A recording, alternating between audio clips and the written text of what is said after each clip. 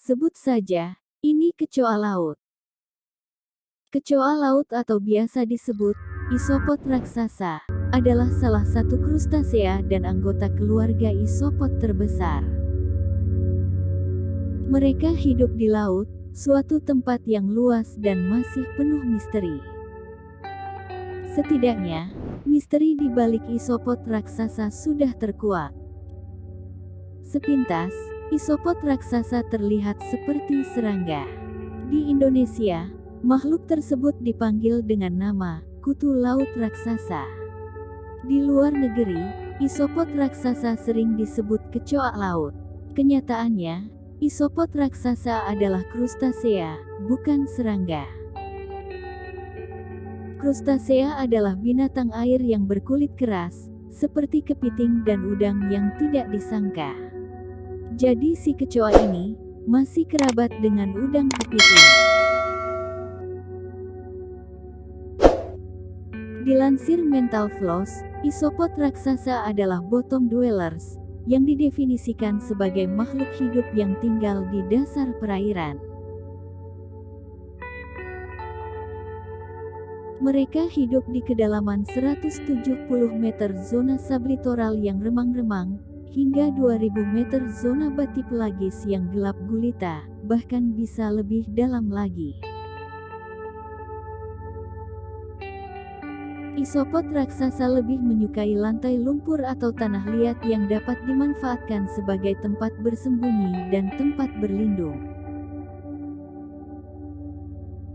Menurut Sea and Sky, makhluk yang mirip pillbugs ini dapat ditemukan di sebagian besar lautan di dunia. Mereka juga bisa ditemukan di Samudra Pasifik. Fenomena Dipsea gigantis menjadi penyebab besarnya ukuran isopod raksasa. Jika dibandingkan dengan teman dekatnya, pillbugs, ukuran isopod raksasa dapat dikatakan abnormal.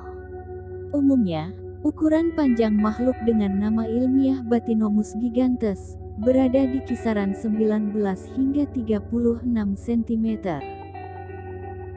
Akan tetapi, pernah ditemukan isopod dengan ukuran sepanjang 76 cm.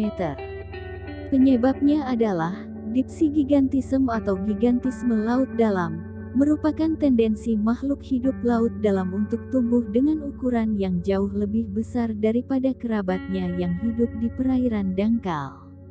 Fenomena ini kebanyakan dialami oleh invertebrata, binatang yang tidak bertulang punggung.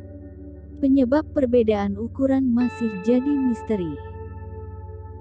Peneliti menduga bahwa ukuran yang besar merupakan cara adaptasi hewan dalam menghadapi tekanan laut dalam yang sangat besar. Selain isopod, hal ini juga dialami kepiting laba-laba Jepang dan cumi-cumi raksasa. Makanan utama mereka adalah bangkai. Isopod raksasa merupakan krustasea karnivor yang memakan bangkai. Hal ini disebabkan sedikitnya makanan yang tersedia di laut dalam. Mereka memakan apapun yang jatuh dari bagian laut yang lebih dangkal, seperti bangkai paus, ikan, dan cumi-cumi. Tidak terbatas pada bangkai, krustasea ini juga diyakini bisa memakan hewan yang bergerak lambat, seperti teripang. Isopod raksasa menggunakan mulutnya yang kompleks untuk menusuk, mencabik, dan mengeluarkan isi perut mangsa. Mereka juga akan menggigit manusia, meski luka yang timbul tidak terlalu besar. Kutu laut ini dapat bertahan lama tanpa makan. Salah satu isopod raksasa di Jepang tidak makan selama 5 tahun dan 43 hari sebelum akhirnya mati pada tahun 2014.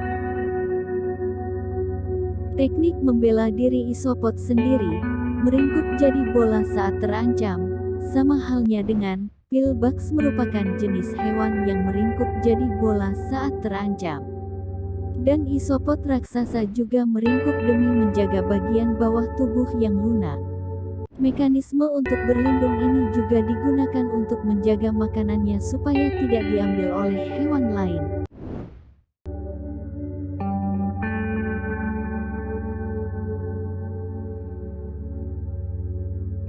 Dan isopod menjadi santapan oleh sekelompok manusia.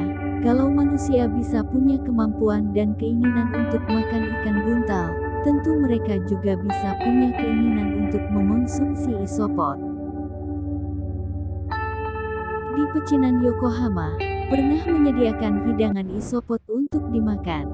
Namun, ukuran isopod ini tidak terlalu besar apabila dibandingkan dengan isopod raksasa. Isopod ini memiliki nama ilmiah Bathynomus doederleini. Menurut mereka, rasanya mirip kepiting atau udang. Apa kalian tertarik untuk menyantapnya?